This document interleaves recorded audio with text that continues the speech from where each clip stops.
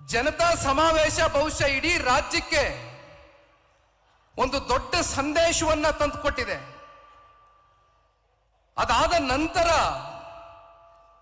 ಕಿತ್ತೂರು ಕರ್ನಾಟಕ ಭಾಗದಲ್ಲಿಯೂ ಕೂಡ ಅದೇ ರೀತಿಯಾದಂತಹ ಒಂದು ಬೃಹತ್ ಸಮಾವೇಶವನ್ನು ಆಯೋಜನೆ ಮಾಡಿಕೊಳ್ಳಬೇಕು ಅಂತಕ್ಕಂಥ ಆದೇಶವನ್ನ ಪಕ್ಷದ ವರಿಷ್ಠರು ಕೊಟ್ಟಂತ ಸಂದರ್ಭದಲ್ಲಿ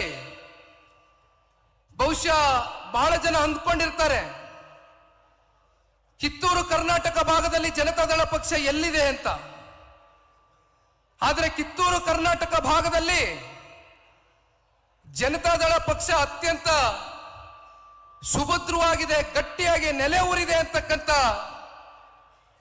ವಿಶ್ವಾಸದೊಂದಿಗೆ ತಾವೆಲ್ಲರೂ ಕೂಡ ಇವತ್ತು ಅತ್ಯಂತ ಬೃಹತ್ ಸಂಖ್ಯೆಯಲ್ಲಿ ಈ ಕಾರ್ಯಕ್ರಮಕ್ಕೆ ಆಗಮಿಸಿ ಕಾರ್ಯಕ್ರಮದ ಯಶಸ್ಸಿಗೆ ಪಾತ್ರಧಾರರಾಗಿರ್ತಕ್ಕಂಥ ನಿಮ್ಮೆಲ್ಲರಿಗೂ ಕೂಡ ಮತ್ತೊಮ್ಮೆ ತುಂಬು ಹೃದಯದ ಧನ್ಯವಾದಗಳನ್ನ ಸಲ್ಲಿಸಲಿಕ್ಕೆ ಬಯಸ್ತೇನೆ. ವೇದಿಕೆ ಮೇಲೆ ಆಸೀನರಾಗಿರ್ತಕ್ಕಂಥ ಪಕ್ಷದ ವರಿಷ್ಠರು, ಮಾಜಿ ಪ್ರಧಾನಮಂತ್ರಿಗಳು, ಈ ಪಕ್ಷದ ಸ್ಥಾಪಕರು ಸನ್ಮಾನ್ಯ ಶ್ರೀ ದೇವೇಗೌಡರು ಸಾಹೇಬರ ಮಾರ್ಗದರ್ಶನದಲ್ಲಿ ವೇದಿಕೆ ಮೇಲೆ ಆಸೀನರಾಗಿರ್ತಕ್ಕಂಥ ಕೇಂದ್ರದ ಸಚಿವರು, ಮಾಜಿ ಮುಖ್ಯಮಂತ್ರಿಗಳು, ನಮ್ಮ ಪಕ್ಷದ ಹೆಮ್ಮೆಯ ನಾಯಕರಾಗಿರ್ತಕ್ಕಂಥ ಸನ್ಮಾನ್ಯ ಕುಮಾರಣ್ಣ ಅವರ ನಾಯಕತ್ವದಡಿ ಇಡೀ ರಾಜ್ಯ ವ್ಯಾಪ್ತಿ ಬಂದಿರತಕ್ಕಂಥ ಪಕ್ಷದ ನಾಯಕರುಗಳು ಇವತ್ತು ವೇದಿಕೆ ಮೇಲೆ ಉಪಸ್ಥಿತರಿದ್ದಾರೆ. ಆದರೆ ನಿಜವಾದಂತ ಪಕ್ಷದ ಅಧಿನಾಯಕರು ಅಂತಕ್ಕಂಥದ್ದು ಜನತಾದಳ ಪಕ್ಷದಲ್ಲಿ ಇರ್ತಕ್ಕಂಥವರು ಜನತಾದಳ ಪಕ್ಷದ ಒಬ್ಬ ಸಾಮಾನ್ಯ ಕಾರ್ಯಕರ್ತರುಗಳು ಅಂತಕ್ಕಂಥದನ್ನ ಈ ಸಂದರ್ಭದಲ್ಲಿ ನಾನು ಬಹಳ ಘಂಟಾಘೋಷವಾಗಿ ಹೇಳಲಿಕ್ಕೆ ಬಯಸ್ತೇನೆ. ಬಹಳ ಜನ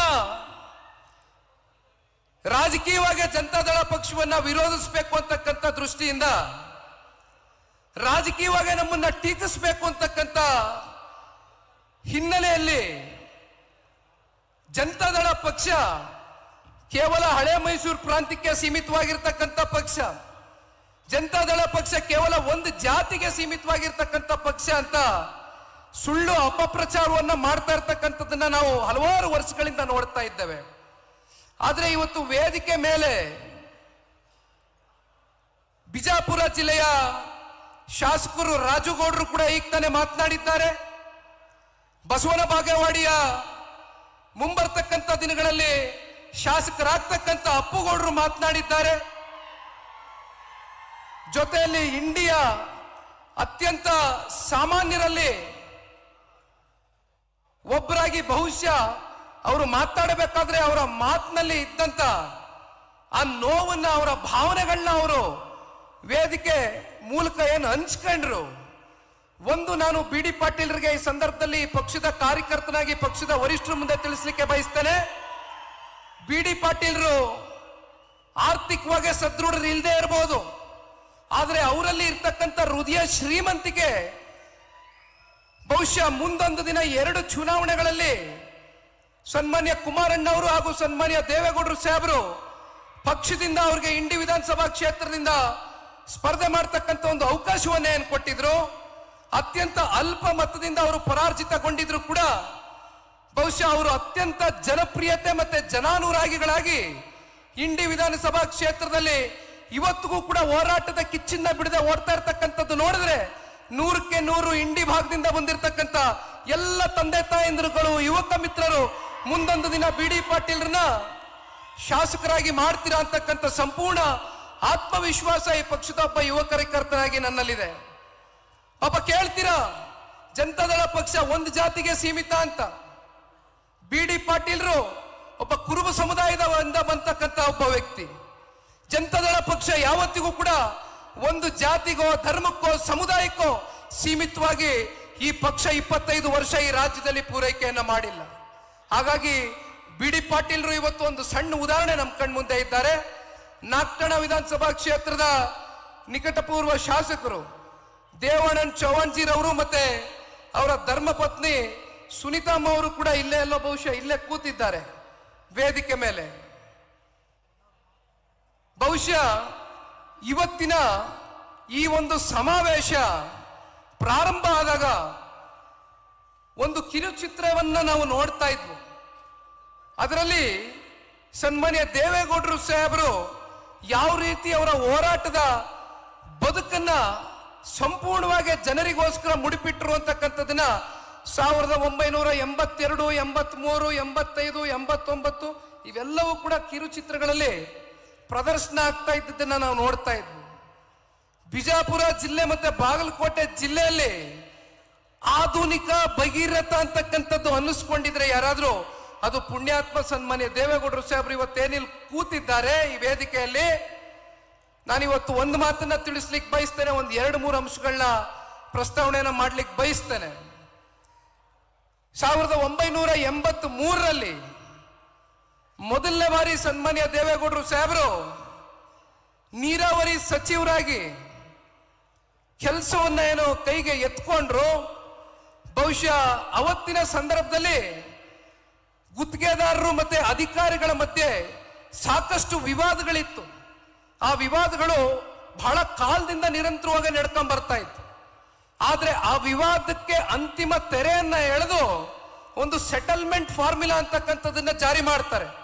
ಬಹುಶಃ ಅದು ಮಾಡುವ ಮೂಲಕ ಮತ್ತೆ ಏನೇನು ನೆನೆಗುದ್ದಿಗೆ ಬಿದ್ದಂತ ನೀರಾವರಿ ಯೋಜನೆಗಳಿಗೆ ಮರುಜೀವವನ್ನು ತಂದ್ಕೊಟ್ಟಂತವ್ರು ಇದೇ ಸನ್ಮಾನ್ಯ ದೇವೇಗೌಡರು ಸಾಹೇಬರು. ಮತ್ತೆ ಬಿಜಾಪುರಕ್ಕೆ ಬರ್ತಾ ಇದ್ದಂಗೆ ನಾವೆಲ್ಲರೂ ಕೂಡ ಆಲ್ಮಟ್ಟಿ ಬಗ್ಗೆ ಚರ್ಚೆ ಮಾಡ್ತೇವೆ. ಕಾರ್ಯಕರ್ತರು ಯಾವಾಗ್ಲೂ ಹೇಳ್ತಾ ಇರ್ತೀರಿ, ಆಲ್ಮಟ್ಟಿ ಗೋಡೆಯನ್ನ ಎತ್ತರ ಮಾಡಿದ್ರು ಅಂತ. ಗೋಡೆಯನ್ನ ಎತ್ತರ ಮಾಡ್ತಕ್ಕಂಥದ್ದು ಬಹುಶಃ ಹಂತವಾಗಿ ನಡೀತಾ ಇರ್ತಕ್ಕಂಥ ಆ ಹಿಂದಿನ ಸಂಪ್ರದಾಯ ಏನಿತ್ತು ಅದಕ್ಕೂ ಮೀರಿ ದೇವೇಗೌಡರು ಸಾಹೇಬರು ಒಂದು ಆಲೋಚನೆಯನ್ನ ಮಾಡಿದ್ರು. 15 ಫೀಟ್ ಕ್ರಸ್ಟ್ ಗೇಟ್ ಅನ್ನ ಸ್ಥಾಪನೆ ಮಾಡುವ ಮೂಲಕ ಬಹುಶಃ ಅವ್ರು ಯಾವ ರೀತಿ ಆಲಮಟ್ಟಿ ಆ ಒಂದು ಅಣೆಕಟ್ಟಿಗೆ ಜೀವವನ್ನ ಕೊಟ್ಟರು. ಈ ಭಾಗದ 15 ಲಕ್ಷ ಎಕರೆಗೂ ಹೆಚ್ಚಿನ ರೈತರುಗಳ ಒಂದು ಜಮೀನಿಗೆ ಇವತ್ತು ಒಂದು ಹಸಿರು ಕ್ರಾಂತಿಯ ಒಂದು ಪರಿವರ್ತನೆಯನ್ನ ತಂದುಕೊಟ್ಟಂತವ್ರು ಬಹುಶಃ ಇದೇ ಸನ್ಮಾನ್ಯ ದೇವೇಗೌಡರು ಸಾಹೇಬರು ಅಂತಕ್ಕಂಥದನ್ನ ಹೇಳಲಿಕ್ಕೆ ಬಯಸ್ತೇನೆ. ಮತ್ತೆ 89ನೇ ಇಸ್ವಿನಲ್ಲಿ ಸನ್ಮಾನ್ಯ ದೇವೇಗೌಡರು ಸಾಹೇಬರು ಅಮೆರಿಕಾಗೆ ಹೋಗ್ತಾರೆ. ವರ್ಲ್ಡ್ ಬ್ಯಾಂಕ್ನ ಅಧಿಕಾರಿಗಳ ಜೊತೆ ಕೂತು ಚರ್ಚೆಯನ್ನ ಮಾಡ್ತಾರೆ.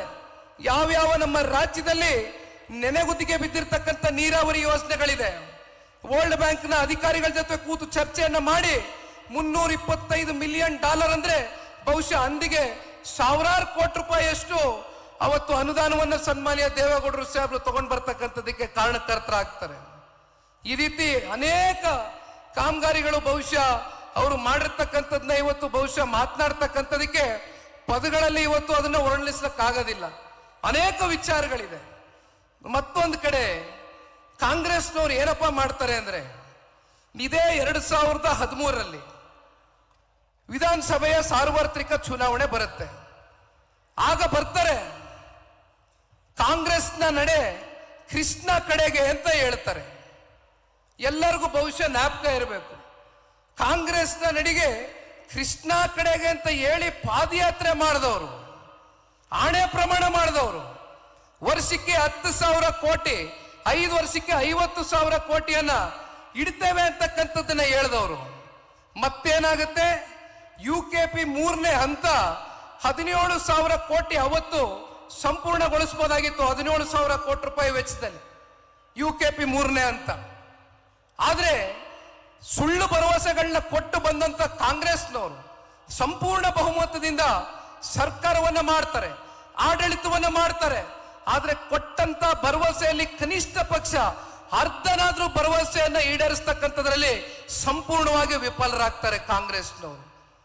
ಅವರು ಮಾಡಿದಂತ ಪಾಪದ ಫಲವೇ 17,000 ಕೋಟಿಗೆ ಇದ್ದಂತಹ ಒಂದು ಪ್ರಾಜೆಕ್ಟ್ ಕಾಸ್ಟ್ ಏನಿತ್ತು, ಆ ಕಾಸ್ಟ್ ಎಸ್ಕಿಲೇಷನ್ ಆಗಿ 87,000 ಕೋಟಿಗೆ ಇವತ್ತು ಹೋಗಿ ತಲುಪಿದೆ. ಹತ್ತತ್ರ 70,000 ಕೋಟಿಯಷ್ಟು 17,000 ಕೋಟಿಗೆ ಆಗ್ಬೇಕಾದಂತ ಕಾಮಗಾರಿ ಸಂಪೂರ್ಣ ಕಾಸ್ಟ್ ಎಸ್ಕಿಲೇಷನ್ ಆಗಿ ಗಗನಕ್ಕೆ ಹೋಗಿ ತಲುಪಿದೆ. ಮತ್ತೆ 2023 ಮೊನ್ನೆ ನಡೆದಂತ ಸಾರ್ವತ್ರಿಕ ವಿಧಾನಸಭಾ ಚುನಾವಣೆಯಲ್ಲಿ ಅಲ್ಲಿಯೂ ಒಂದು ಮಾತು ಕೊಡ್ತಾರೆ. ಏನ್ ಹೇಳ್ತಾರೆ, ಇಡೀ ರಾಜ್ಯದಲ್ಲಿ ನೆನೆಗುತ್ತಿಗೆ ಬಿದ್ದಿರ್ತಕ್ಕಂಥ ನೀರಾವರಿ ಯೋಜನೆಗಳಿಗೆ 2 ಲಕ್ಷ ಕೋಟಿ ಕೊಡ್ತೀವಿ 5 ವರ್ಷದಲ್ಲಿ ಅಂತ ಪ್ರಣಾಳಿಕೆಯಲ್ಲಿ ಇದೇ ಕಾಂಗ್ರೆಸ್ನವರು ಹೇಳ್ಕೊಂಡಿದ್ದಾರೆ. ಅಂದ್ರೆ ವರ್ಷಕ್ಕೆ 40,000 ಕೋಟಿ. ಇಲ್ಲಿಯವರೆಗೂ ಎಷ್ಟು ಕೊಡಕ್ಕಾಗಿದೆ? ಜಲಸಂಪನ್ಮೂಲ ಇಲಾಖೆಯಿಂದ ನೀಡಬೇಕಾಗಿರ್ತಕ್ಕಂಥ ಹಣ ಏನು ನೀರಾವರಿಯ ಯೋಜನೆಗಳಿಗೆ, ಆ ಹಣವನ್ನು ಕೂಡ ಇವತ್ತು ಗ್ಯಾರಂಟಿ ಯೋಜನೆಗಳಿಗೆ ಬಳಕೆ ಮಾಡ್ಕೊಂಡು ಇವತ್ತು ಸಂಪೂರ್ಣವಾಗಿ ನಮ್ಮ ರಾಜ್ಯದಲ್ಲಿ ಎಲ್ಲ ನೀರಾವರಿ ಯೋಜನೆಗಳಿಗೂ ಕೂಡ ಇವತ್ತು ಒಂದು ಸ್ಥಗಿತವನ್ನು ಹಾಕಿರ್ತಕ್ಕಂಥದ್ದು ಇದೇ ಕಾಂಗ್ರೆಸ್ನ ಪಕ್ಷ. ಇವತ್ತು ಸನ್ಮಾನ್ಯ ಕುಮಾರಣ್ಣ ಅವರು ಈ ವೇದಿಕೆ ಮೇಲೆ ಕುಳಿತಿದ್ದಾರೆ.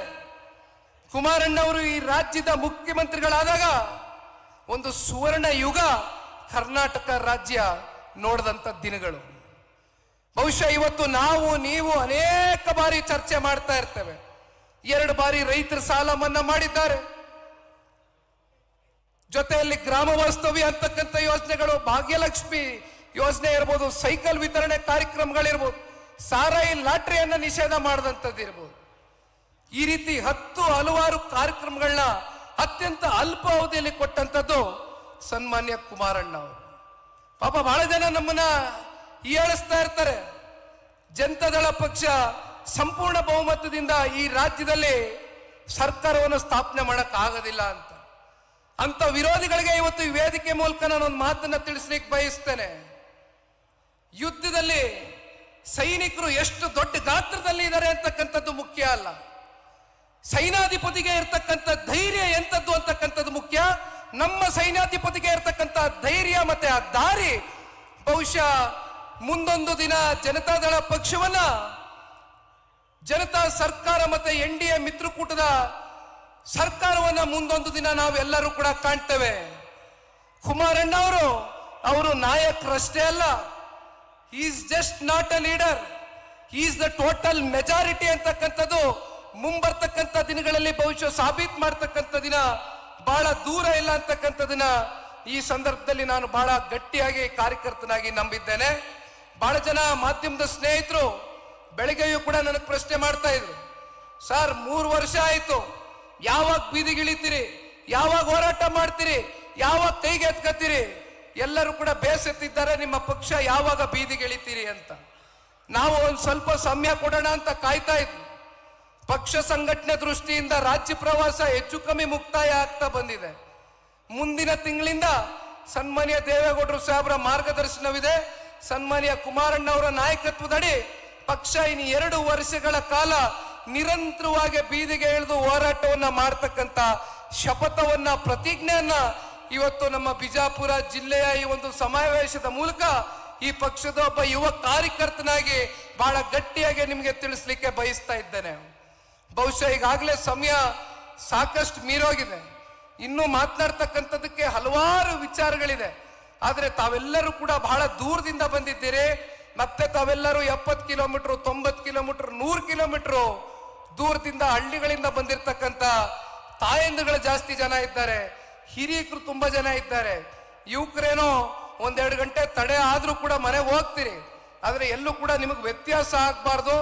ಹಾಗಾಗಿ ಸನ್ಮಾನ್ಯ ಕುಮಾರಣ್ಣ ಅವರು ಮತ್ತೆ ದೇವೇಗೌಡರು ಸಾಹೇಬರು ನಿಮ್ಮನ್ನ ಉದ್ದೇಶಿಸಿ ಮಾತನಾಡ್ತಾರೆ. ಸಮಯ 2.5 ಗಂಟೆ ಆಗಿದೆ.